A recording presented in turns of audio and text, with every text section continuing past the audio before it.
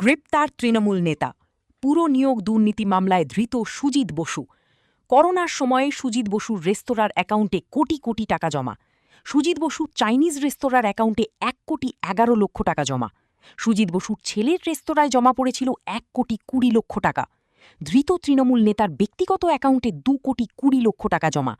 দক্ষিণ দমদম পুরসভার vice chairman থাকাকালীন কারুর ক্ষেত্রে টাকা, কাউকে জমির বিনিময়ে অন্তত 150 জনকে চাকরি বিক্রির অভিযোগ। লকডাউনে বন্ধ ছিল রেস্তোরাঁ, টাকার উৎস কি? মেলেনি সদুত্তর। কোর্টে চাঞ্চল্যকর দাবি ইডির। খারিজ জামিনের আর্জি। 21 মে পর্যন্ত ইডি হেফাজতে সুজিত বসু। কোর্ট লকআপ থেকে বেরোনোর সময় সুজিতকে চোর চোর স্লোগান। उसको अरेस्ट किया कि नहीं किया, हमारा व्यक्तिगत काम है। अभी कुछ बताया उन्होंने नहीं बताया। They are not said anything officially whether he has been arrested or not. Not that the recording is still going. So could you go inside? No, I am not allowed to go. They have not said anything officially. I don't know. I can't say because officially I can't say anything. They have not intimidated us till now. We are staying in the lobby. Okay. So he has gone inside. His son is sometimes being allowed to go. His I will not be allowed to go inside. So no official intuition has been given to us. So I can't say anything. If there is arrest, you can understand subsequently. What you are anticipating? I can't say anything. Legally I can't say anything. Sir, what's your name? Amalesh. এটাই পরিবর্তন যেটা চেয়েছিল, সেই পরিবর্তনের জন্য প্রথম শুরু হলো পলিটিক্যাল অ্যারেস্ট। তার বিরুদ্ধে যদি কিছু থাকতো তাহলে সিবিআই নিশ্চয়ই সেটা আগেই বলতো। তাকে সাক্ষী হিসেবে ডাকা হয়েছিল, তাকে আজকে অ্যারেস্ট করলো। পলিটিক্যাল অ্যারেস্ট, এর চেয়ে বেশি আর কী বলবো।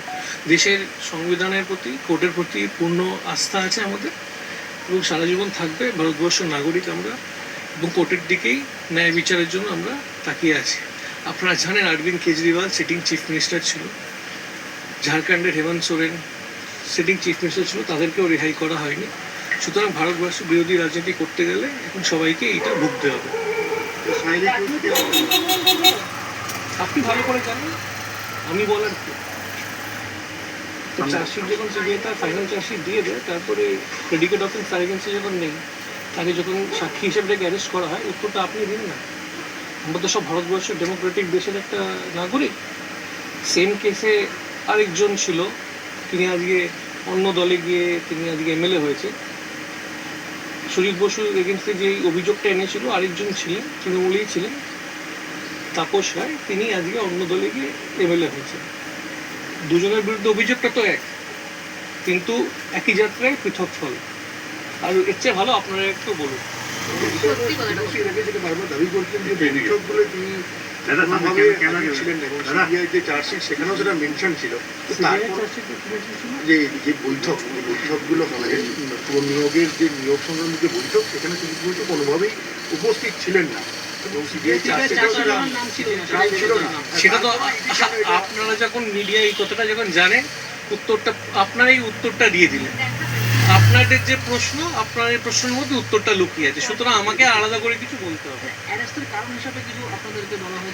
দেখুন, কারণ যেটা দেখিয়েছে, একটা কারণ দেখাতে হয় বলে অনেক কিছু কারণ দেখিয়েছে, কোর্টের জবাব দেবো আমরা। তারা তাদের যা দেখানোর, তারা গ্রাউন্ড অফ অ্যারেস্ট যেটা আছে, আমরা লিগাল কনসাল্ট করছি, কোর্টে দেখো। আপনারাই তো প্রশ্ন করলেন যে তার নাম কোথাও নেই, কিন্তু তাকে আজকে অ্যারেস্ট করা হলো। আপনার প্রশ্নের মধ্যে উত্তর লুকিয়ে আছে, সুতরাং এটা আমরা আইনত, আইনের ভরসা আছে। আপনারা সত্যিটা বলুন, মিডিয়াকেও সত্যি বলতে হবে। ক্যামেরায় বিশ্বজিতের সাথে অশোক, সঙ্গে আমি রীতা, নিউজ কলকাতা 24।